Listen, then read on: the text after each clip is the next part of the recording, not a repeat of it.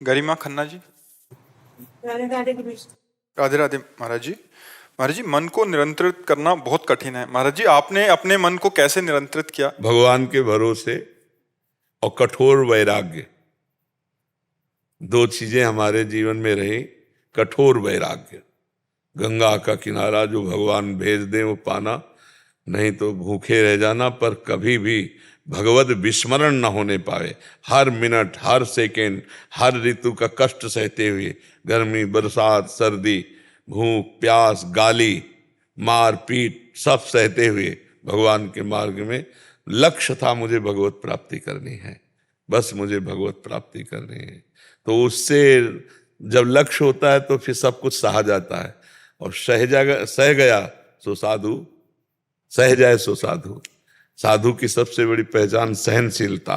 कितना सह सकता है गर्मी, सर्दी, बरसात, भूख, प्यास, ये सब।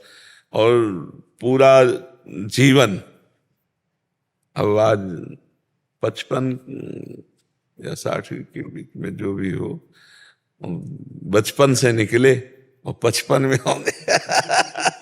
अब इतनी बड़ी जीवन यात्रा पूरी कष्टप्रद रही, और अब तो और कष्टप्रद हो गई। दोनों किडनी फेल हो गई है, तो डायलिसिस चलता रहता है, और भी कई तरह के कष्ट इसके कारण हैं। जिसे आप पानी नहीं पी सकते, आप सब्जियां नहीं पा सकते, बहुत तरह के कष्ट इसमें ब्रेक है। किडनी खराब होने पर बहुत, वो भगवान का भरोसा और भगवत प्राप्ति की लालसा, इन दो बातों ने संसार में हमें विजय दिला दी। जो मन को वश में करना बहुत कठिन है, वो स्वाभाविक, क्योंकि गंगा के किनारे मन को दौड़ाने के लिए स्थान नहीं, और लक्ष्य भगवत प्राप्ति, तो निरंतर भजन में लगे रहना, तो चांस ही नहीं मिला। कभी ऐसा चांस नहीं मिला जीवन में, मतलब वृंदावन के सिवा, कि हमने कभी गरम गरम भरपेट रोटी पाई हो पूरे जीवन में, कि ऐसे कोई बनाता जा रहा, हम ऐसे पाते नहीं।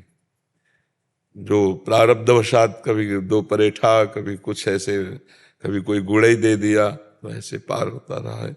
यहाँ अब सुविधा मिली है।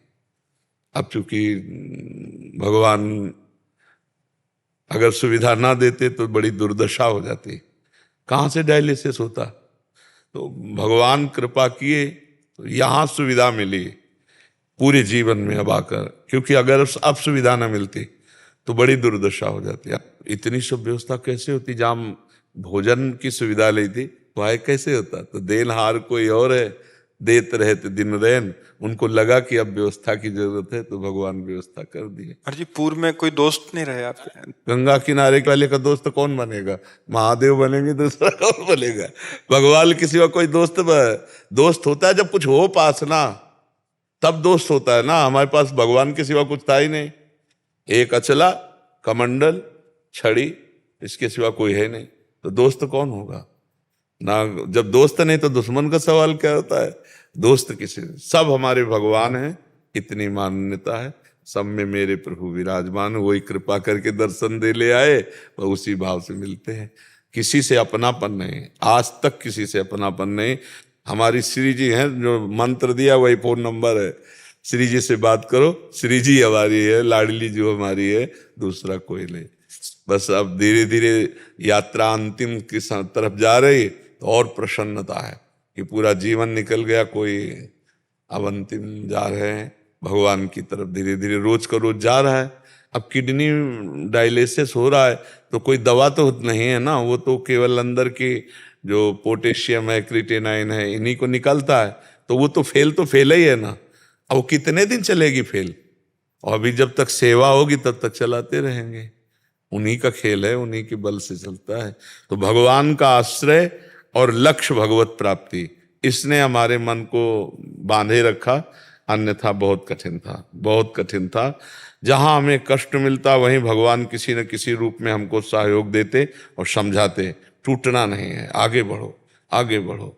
तो भगवान की कृपा बल से लक्ष्य भगवत प्राप्ति, उसी से सब भगवान कृपा करके फिर कोई न कोई संत महात्मा ऐसे मिलते जो हमसे ज्यादा बैरागी। तब लगता है यार, हम तो जवान होकर ऐसे, ये तो वृद्ध होकर ऐसा कष्ट सह रहे, फिर और वैराग्य पुष्ट होता। बहुत कृपा रही, बहुत कृपा। इसीलिए कह रहे हैं आपके समय में मोबाइल जो है ये साधुता के लिए बहुत जहर है, बहुत जहर है।